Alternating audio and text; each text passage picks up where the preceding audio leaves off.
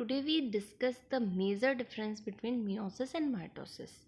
जैसे कि मैंने प्रीवियस वीडियो में बताया था कि जो आपका क्रोमोसोम होता है वो न्यूक्लियोकॉर्ड से आपके क्रोमेटिन फाइबर से अटैच होता है, स्पिंडल फाइबर से अटैच होता है।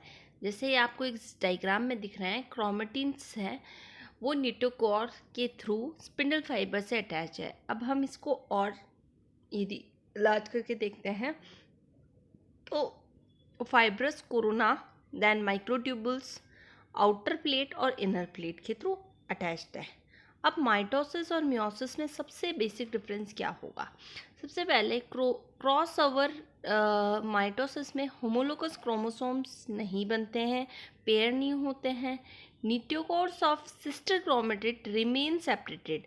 जो सिस्टर क्रोमेटिड होते हैं उसके क्रोमोसोम्स के सेपरेटेड रहते हैं, एक दूसरे से अलग रहते हैं।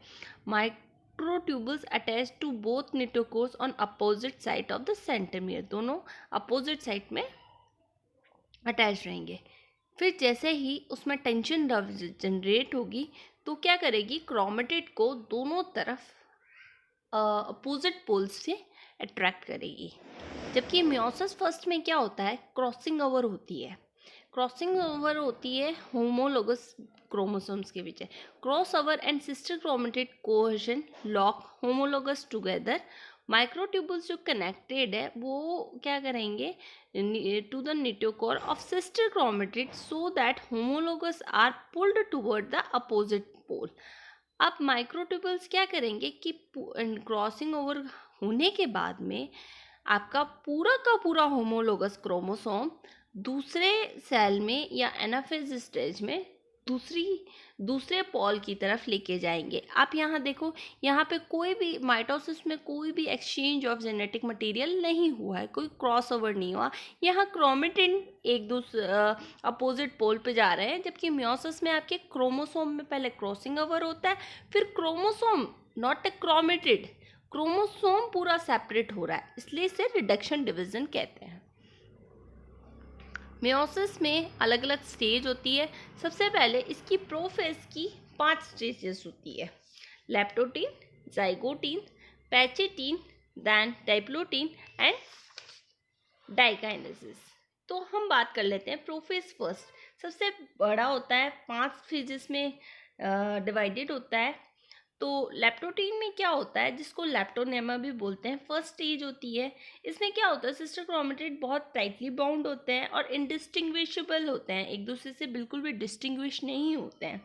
और इसमें क्या होता है कि जो क्रोमोसोम्स होते हैं वो इरेगुलरली अरेंज होते हैं, और ये आपको इलेक्ट्रॉन माइक्रोस्कोप में एक बैंकुएट मतलब फूलों के गुलदस्ते जैसा दिखाई देगा।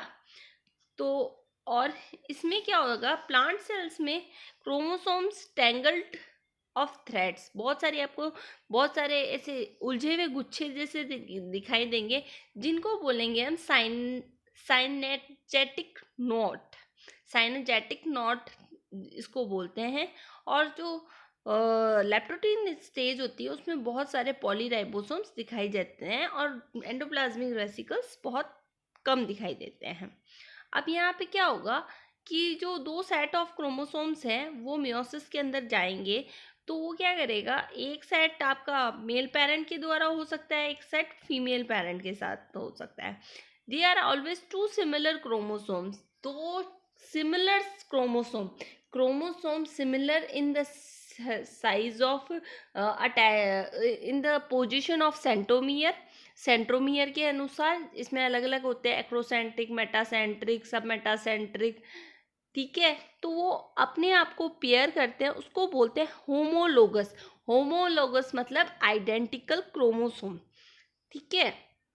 अब उसके बाद में स्टेज आती है आपकी जाइगोटीन होती है, उसमें क्रोमोसोम्स थोड़े थिकर हो जाते हैं और होमोलोगस पेयर्स बहुत इजीली अच्छे से विजिबल होने लग जाते हैं और पेयरिंग हो जाती है एक होमोलोगस की क्रोमोसोम की, उसको हम बोलते हैं साइनेप्सिस या साइनोडाइसिस। ये क्या करेगा कि दो पेयर ऑफ क्रोमोसोम्स एक दूसरे के साथ प्रेजेंट होंगे, उसको बोलेंगे हम बाइवैलेंट। और क्रोमेटिड्स विजिबल नहीं होंगे, बस फिब्रिलर स्ट्रक्चर दिखेंगे जो एक लैडर लाइक एक सीढ़ी नुमा स्ट्रक्चर होगा, जिसको बोलेंगे साइनोप्टेनल कॉम्प्लेक्स। साइनोप्टेनल कॉम्प्लेक्स जो दो साइनेप्स्ड होमोलोगस क्रोमोसोम्स के बीच में डेवलप्ड होंगे। देन इसके बाद में इसमें अलग अलग पेयरिंग होती है, जो होती है प्रो टर्मिनल पेयरिंग, जो पेयरिंग आपकी मिड से स्टार्ट होकर एंड तक जाए। प्रोसेंट्रिक पेयरिंग जो सेंट्रोमियर से प्रोग्रेस होती हुई एंड तक जाए। और रैंडम पेयरिंग में कहीं से भी पेयरिंग हो सकती है। अब साइनोप्टेनल कॉम्प्लेक्स को कॉम्प्लेक्स को हम ट्राइपर्टाइट भी बोला जा सकता है, क्योंकि ये रिबन लाइक स्ट्रक्चर दिखा देता है। इसमें क्या होता है कि दो होमोलोगस पेयरिंग के बीच में आपको एक ट्रांसवर्स लाइन की तरह दिखाई देगी। तो यहाँ पे क्या होगा, डेंस सेंट्रल मटेरियल प्रेजेंट होगा। अब जो स्पेस होगा वो सेंट्रल भी हो सकता है, लेटरल भी हो सकता है।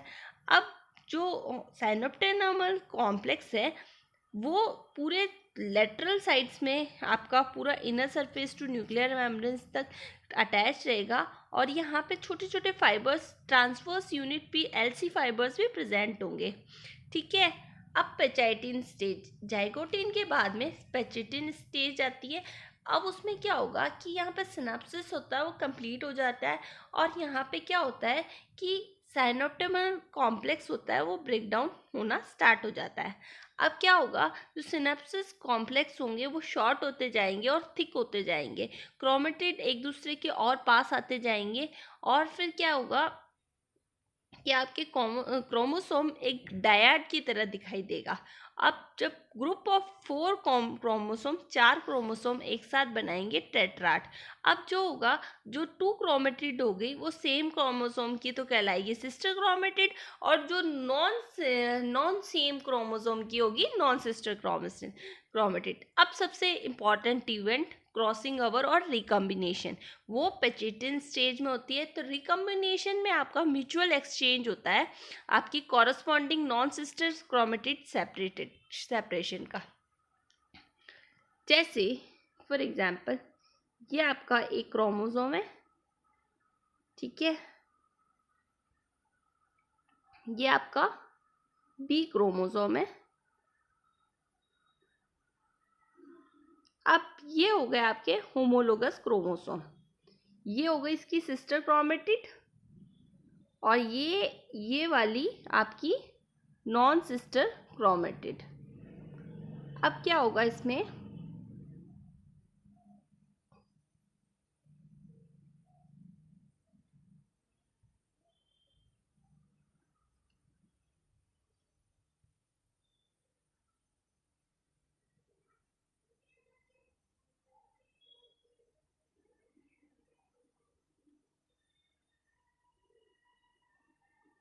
यहाँ पे इन नॉन सिस्टर क्रोमेटिड के बीच में क्रॉसिंग ओवर होगी। और क्रॉसिंग ओवर होने के बाद में after crossing over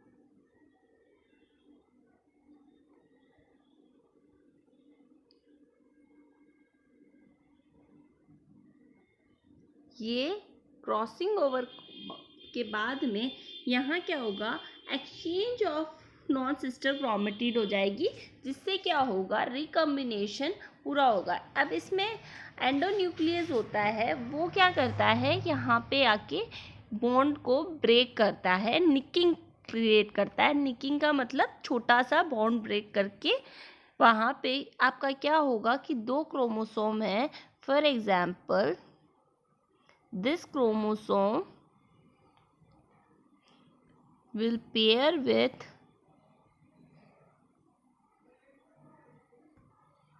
will pair with, यहाँ पे आपका निकिंग हुआ और यहाँ पे आपका दूसरा क्रोमोसोम इस पॉइंट पे अटैच होकर इसमें क्या होगा, क्रोमोसोम के बीच में आपका अलग बॉन्ड आएगा लाइगेज जो एनेलिंग करेगा और एज अ रिजल्ट आपके 2 क्रोमोसोम फॉर्म हो जाएंगे।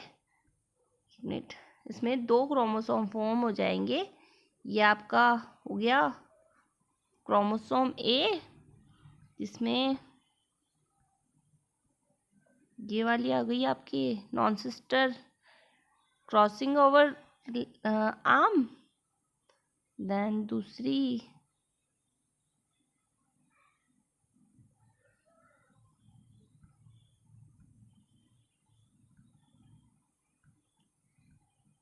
आपकी नॉन क्रॉसिंग आर्म। यहाँ पे क्या है, दोनों अलग अलग, इनमें क्या हुआ, एक्सचेंज ऑफ जेनेटिक मटेरियल हो गया। तो यही स्टेज है जो हमारे में सब में वेरिएशन क्रिएट करती है। This is the reason to create the variation and diversity in the nature due to crossing over between meiosis at the meiosis stage. ठीक है, इसी कारण हमारे जो अर्थ पे जितने भी एनिमल्स है, ऑर्गेनिज्म है, वो एक दूसरे से डिफर है।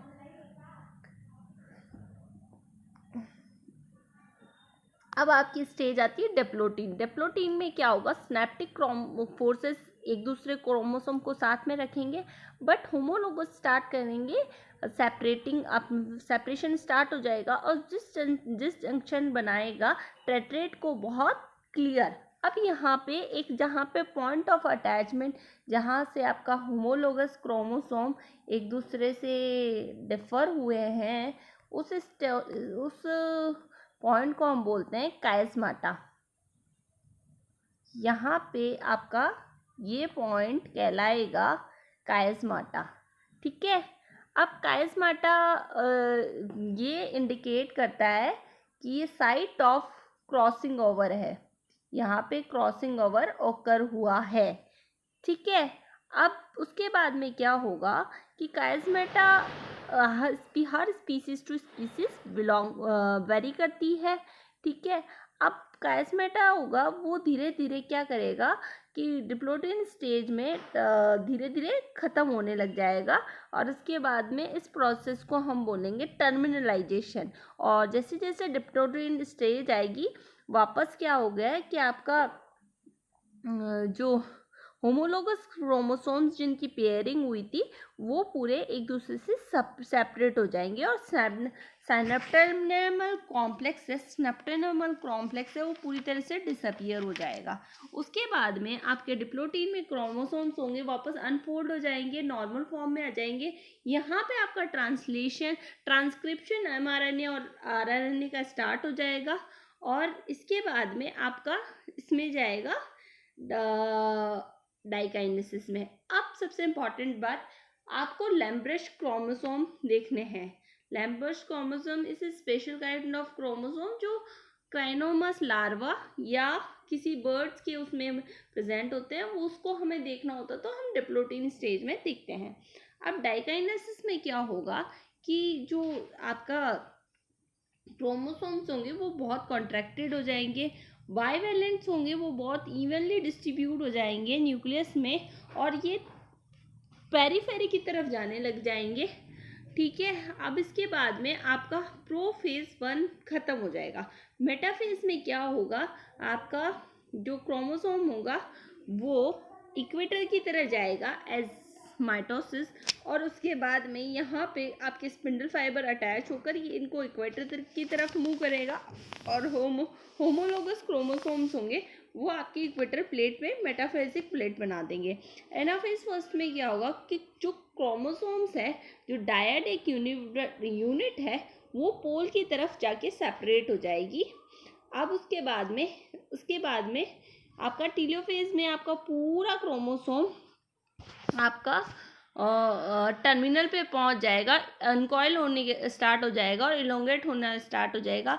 अब यहाँ पे सैटेलाइट क्रोमोसोम्स डेवलप हो जाते हैं, न्यूक्लियोप्लाज्म अपीयर हो जाता है, न्यूक्लियर एनवलप फॉर्म हो जाता है और आपका स्पिंडल और एस्ट्रल रे डिसअपियर हो जाती है।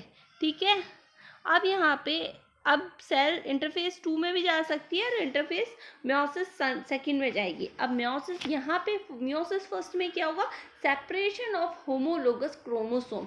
अभी तक क्रोमेटिड का सेपरेशन नहीं हुआ है। अब क्रोमेटिड का सेपरेशन आपका जस्ट लाइक माइटोसिस फर्स्ट की तरह होगा। पूरा जितना भी आपका माइटोसिस फर्स्ट में आपने देखी थी, prophase 1 prophase first, prophase second, prophase third, prophase, metaphase, anaphase, बस सेकंड आ जाएगा। जस्ट लाइक माइटोसिस में आपके क्रोमेटिड सेपरेट हुए, यहाँ पे होमोलोगस क्रोमेटिड सेपरेट हो गए।